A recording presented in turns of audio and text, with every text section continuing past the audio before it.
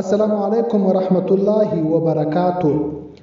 یو محترم ورور دا پوښتنه کړې ده چې د زنانې دپاره د حیض په ورځو کې د قرآن کریم هغه آیاتونه چې هغه د دعا په معنا سره وي د هغه ویل خو د زنانې دپاره جایز دي.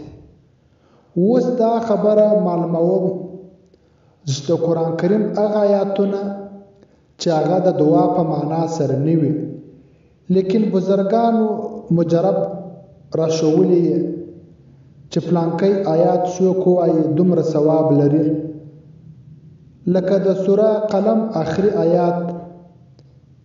نو داسې آیاتونه چې هغه مجرب او وظیفه دپاره څوک ویلی سي او که نه، دغه زنانه د وظیفې دپاره دغه آیاتونه ویلی سي او که نه.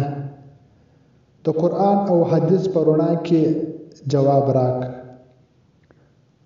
فقهاو د حیضې زنانې دپاره چې کوم احکام بیان کړي دي او لیکلي دي چې حیضې زنانې دپاره چې کومه زنانه په ناجوړي کې